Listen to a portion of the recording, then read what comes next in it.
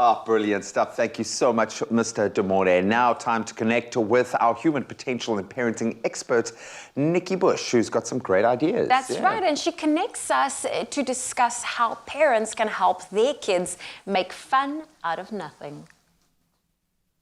Thanks for staying with your feel-good breakfast show, Expresso, here on S3. Now, today, we're taking a look at fun things to do with your kids that will cost you absolutely nothing with Nikki Bush, human potential and parenting expert. And she's great. She's able to really bring all of the fun we need, especially around this time of the year. Nikki, good morning. Good morning, Tabiso. Oh, Nikki, it's the time of the year we need to entertain the kids, but not just during this time of the year, I think throughout the year. And the biggest question, I suppose, is why is it so important for kids to learn how to create fun out of nothing?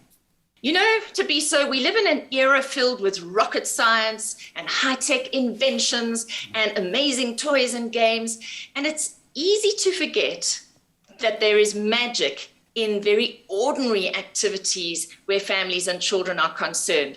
So simple is good, and taking it slow is even better. And hopefully during this holiday season, we're going to have families having a little bit more time to do stuff together. And there is some real fun to be had in some very simple ideas we're going to share today that'll help you as a parent or an uncle or an aunt to be the surprise maker who brings so much joy to children. So this is about making fun out of nothing with things you have in your home anyway. So you don't have to go out and buy stuff. And it's about being resourceful. And that is a really important thing for kids to learn today. Not everything has to be bought in order to be fun. We can create fun out of nothing. And so in a way, this also balances out consumer culture, you know, having to buy. And we are actually taking some really old-fashioned ideas, and old-fashioned these days really creates a new kind of excitement because children do not know these things. So we as adults can be a source of magic, wonder and surprise. Well, I absolutely love that. I think that this is a great opportunity for us to surprise and delight the kids during this time. I'm going to be spending lots of time this festive season with my niece. Please, I need you to help me because I can't remember back to when I was a kid and making fun out of nothing what I would do. But maybe share some ideas with us of what we can do now with our kids that really will cost us nothing. Well, first of all, I'm making a wine glass sing. No way. So you just take an empty wine glass and you dip your finger in water. And here I am making musical notes. And if you've got different wine glasses on the table of different sizes, and if the glass is thinner or thicker, you're going to get different sounds. So there's a little bit of magic out of nothing. And I'm so excited that I managed to make this happen on cue. I love that so much because I can imagine one person's doing that, and I mean, if that was my niece doing that, if I was doing that, then the other is throwing in some vocals, and you can count on me, Uncle Tabsy, to throw in some vocals while doing that as well. It could be really, really fun. There we go. Now, while we're still on wine glasses, what I have here is an egg, and what we want is the egg white, and I have some jelly powder. So with the festive season now, you might be laying a Christmas table, and you might want to make jelly-rimmed glasses. So here's my wine glass. I had actually whipped up the egg white, and I'd poured some jelly onto a little plate, and I dipped my wine glass into my egg white, and then I dipped it into the jelly. So now I have a crystal-rimmed wine glass. So that's how I did it with the egg white, which actually makes the best rim, and it becomes hard. So when on Christmas Eve, the kids will be sucking the edge of the wine glass. You can do it with tumblers as well. Here I did it using water, not the egg white. You can see it's a messier finish. It still works. It doesn't go quite as hard as this one. So you can do it with water, or you can do it with an egg white. So that's another thing that you can do with those wine glasses to pretty up your table. That's it. And that's it. And you can be very interactive with that, because that's the thing. If we're all busy during that time setting up for, you know, a sit around the table with the family, the kids do also find it entertaining to be involved in that process. You know what I mean? They love to be They love involved. that. And most of the time, what we do is we send them away to a screen to keep them out of our hair instead of inviting them in, and they'll learn life skills and there'll be that bonding. These are things that memories are made of, really ordinary things, ordinary moments that we remember forever. I love that, and that's exactly what we're going to be doing this festive season, is creating those wonderful memories. Nikki Bush, thank you so much for hanging around with us this morning, and I love that because we're going to be continuing this conversation. We've got part 2 of our chat, so make sure that you stick around and find out how else to make sure that you can create all of that fun, that surprise and delight factor during the festive season with your kids. It's my feel-good breakfast show.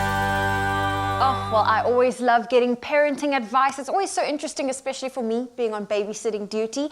And we're about to continue our conversation with human potential and parenting expert Nikki Bush, talking about getting creative and resourceful when it comes to creating fun at home with our kids. Thank you for staying with your Feel Good Breakfast Show. We're opening up to a whole lot of fun and making fun out of nothing during this holiday season. We've been discussing the different fun things to do with your kids that'll cost you absolutely nothing with Nikki Bush, our resident human potential and parenting expert, and we love her. We're continuing that conversation with her right now. Nikki, it's good to have you still.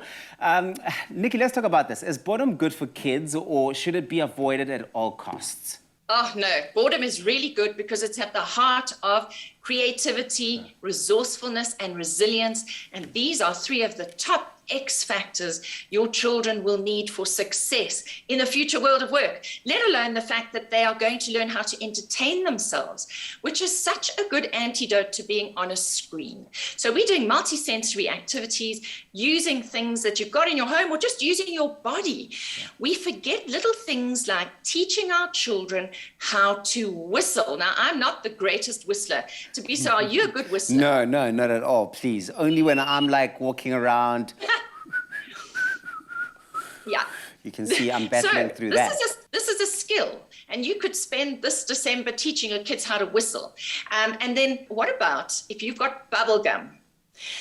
Get everybody chewing bubble gum and see who can blow the biggest bubbles. That's a great challenge for kids. It'll keep them busy. You know, what we're trying to do is keep your kids busy for a 15, 20 minute, extra 15, 20 minutes every now and again. Yes. So that they don't come to you and say, but I'm bored. But actually, they're part of breaking the boredom cycle themselves. Then I saw something really fun on the internet last night. And this is creating a nativity scene. Are those masks? Out of face masks. Are those face masks? Yes. No way, Yes, so Nikki. there's baby Jesus, there's Mary and the angel, and I reckon this is like folding paper airplanes, you know? Yes. I reckon this is a fun thing. I love that. That to is teach your genius. Yeah. And then something that every child loves is a midnight snack. And that midnight feast, you know, that once in a while you can allow them in the school holidays to be awake at midnight and create a midnight feast. S'mores. S'mores are the most delicious and exciting experiment to do. Yeah. You need 2 Marie biscuits and you put a marshmallow between the 2. You stick it in the microwave for a few seconds and you just watch as the marshmallow expands.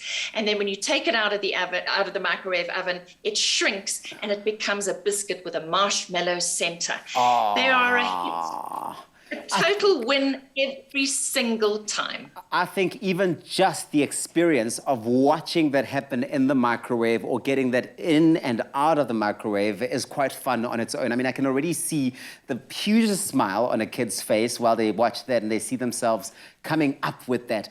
But Nikki, tell me, what can kids learn from making fun out of nothing? Because there is always something to learn from these experiences, right? Absolutely. So if you think, you know, you talked about is boredom okay or not okay?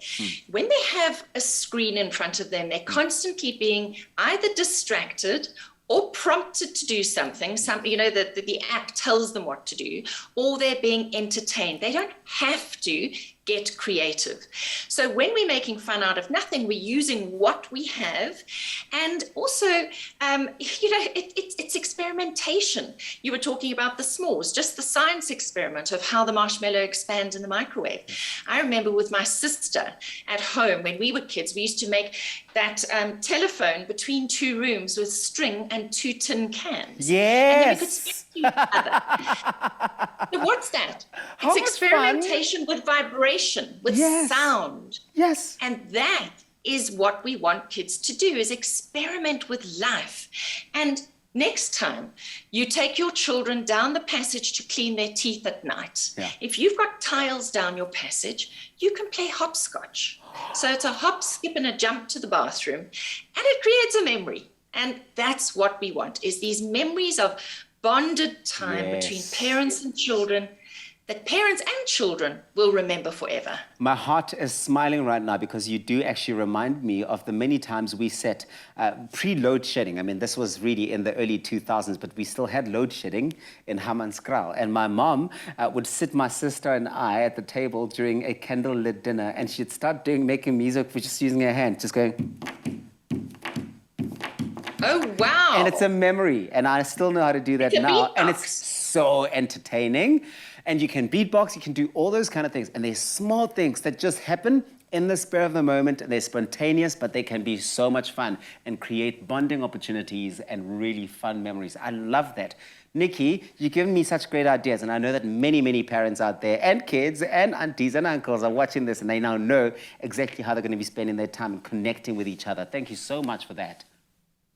It's a great pleasure. Just remember that fun doesn't have to cost you a cent, just a little time and a lot of laughter. And just a little bit of magic and creativity can go a long way. Thank you very much, Nikki Bush, our resident human potential and parenting expert, sharing some ideas on how we can have fun with our kids without spending a buck. Trust me, it's going to be lots of fun, and it's going to be memories that people will remember forever.